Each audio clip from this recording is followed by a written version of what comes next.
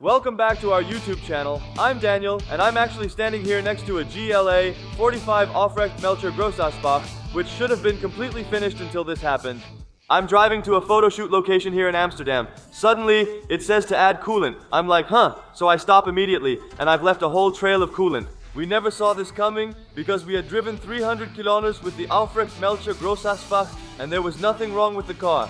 That's why today we have a new challenge. We're going to fix the GLA again. In the meantime, we've done a bit of research to find out where the leak came from. It seems to be coming from the thermostat housing. We also asked the dealer if this is something that happens often, and they said that the thermostat and the thermostat housing are indeed quite common issues with this type of car. So if you pick up a thermostat housing from the dealer, you also get 4 intake rubber seals with it, because you actually have to remove the entire intake.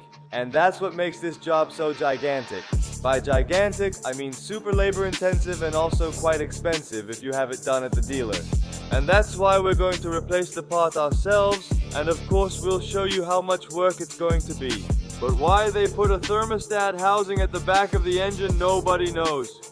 So I was just working on the engine, disconnecting all kinds of hoses, the air filter housing and so on, but I wanted to see how the thermostat housing is attached underneath, let's say, and to my surprise, I see that there's just a coolant hose disconnected, and this is a coolant hose that's actually attached in a really hard to reach spot.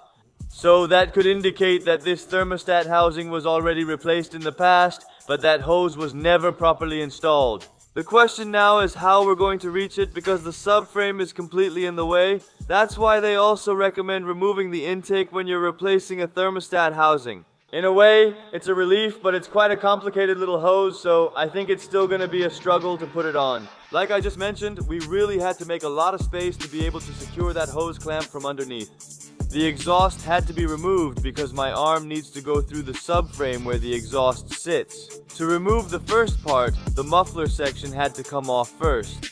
And once that was off, we could remove the second part from between the subframe, and that gave us enough space to fit my hand through.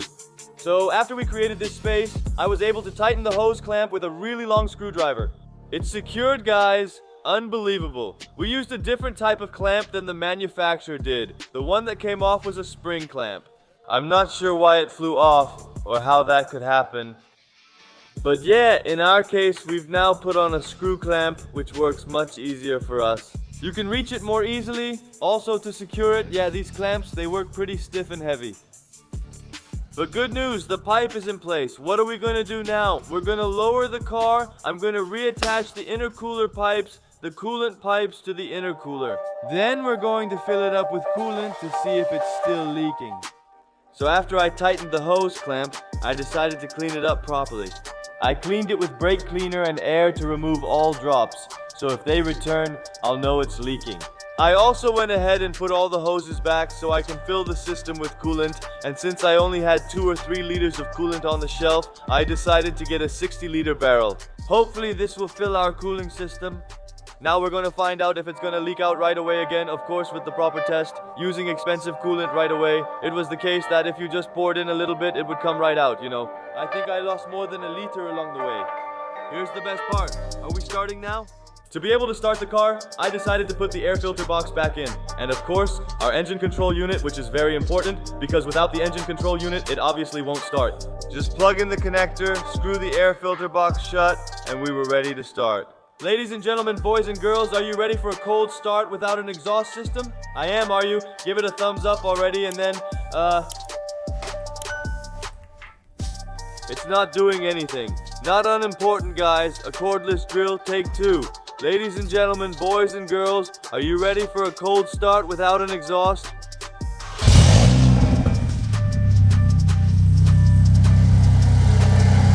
He just seems to be pretty much the way he is, actually. With this Mercedes, you have 2 places where you can add coolant. Under the engine cover, you fill up the water-to-air intercoolers, and of course, on the right side, front right. In the car, you fill the cooling system with coolant, which is how the car is cooled, and here you can clearly see how the air escapes. The car has now been idling for 5 minutes. It's still far from reaching operating temperature. We also need to open the thermostat, so we'll wait for that. And if everything is fine, of course we'll put the exhaust back on. Then we'll take you along for one last test drive. Hopefully, this will really be the last one.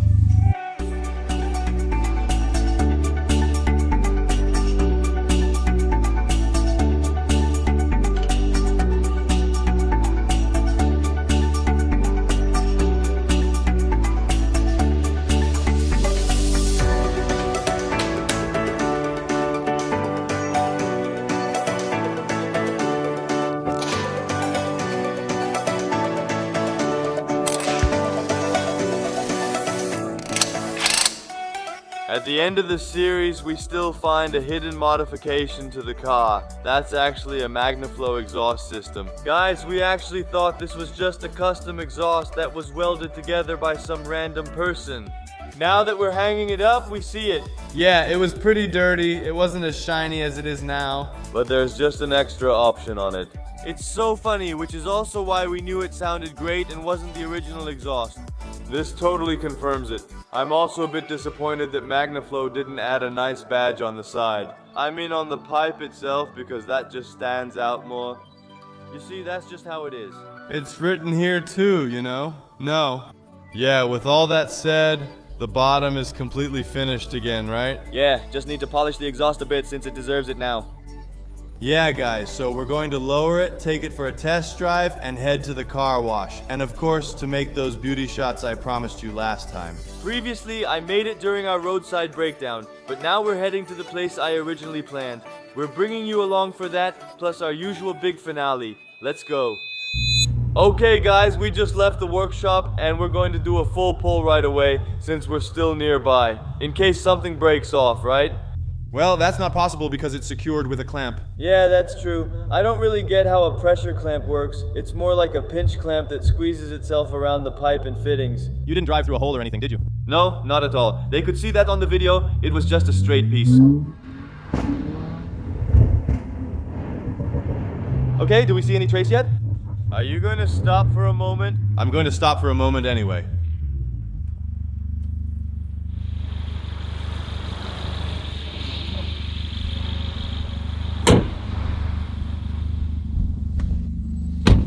Yeah, engine's still there. I noticed during this test drive that removing the battery terminal had an effect. Yeah, I think it lasted about 48 hours without the battery terminal. Yeah, but for me, the last time I drove, every time I started driving, it would say like a parking sensor error. And now it doesn't do that anymore either. So I think it kind of reset itself after the battery terminal was removed. So now it's just about learning that collision warning. And yeah, I think that after this test drive, I thought the same thing last time, right? That the car was just ready and good, until at some point you lose the hose. I'm so happy. Yes, right? Do you know how many hours went into making that hose? Yeah, I didn't have to remove the intake, but I still had to loosen a lot of things around it, so I might as well have taken the intake off. And then I get to the thermostat housing, and I just see that the hose is suddenly off. Yeah, because that thermostat looks pretty new, right? Yeah. We also had our doubts about it. Yeah, was it done recently or not? Look, we called the Mercedes dealer. Although there was coolant everywhere, right? So coolant can also make things shine and clean them. So the piece of plastic from that thermostat housing also looked kind of new again, you know? So yeah, what's the smart thing to do, right? Yeah, well, now that the hose has been put back, it's not leaking. Exactly that, right? Yeah, look, maybe in the future that thermostat housing will still need to be replaced. Who knows? It's a known issue with the manufacturer. Let's rinse the car, take a test drive, and get some beauty shots. See you there soon, guys.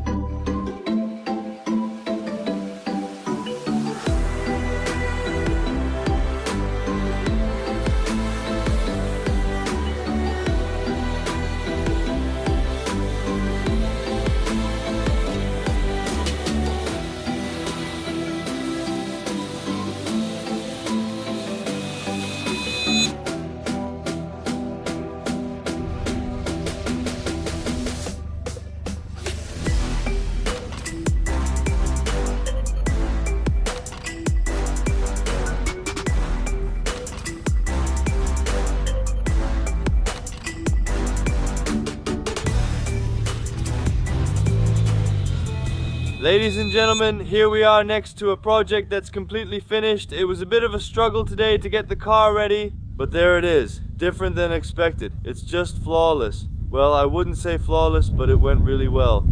It's a shame about the coolant hose blowing off at the end. We had a good test drive and installed new floor mats. It's the little things that make a difference. And as you can see, it's a beauty. We're really looking forward to the new project that's coming up, because of course this isn't our biggest or our last project. If you want more content from us, don't forget to subscribe, give us a thumbs up, and let us know in the comments which cars you'd like to see again. Is it more of this segment, more exotic cars, more grocery cars? And we'll see each other in the next episode, maybe a new one, or the Polo, or the Ferrari. I don't know, but I'll see you there anyway, ciao.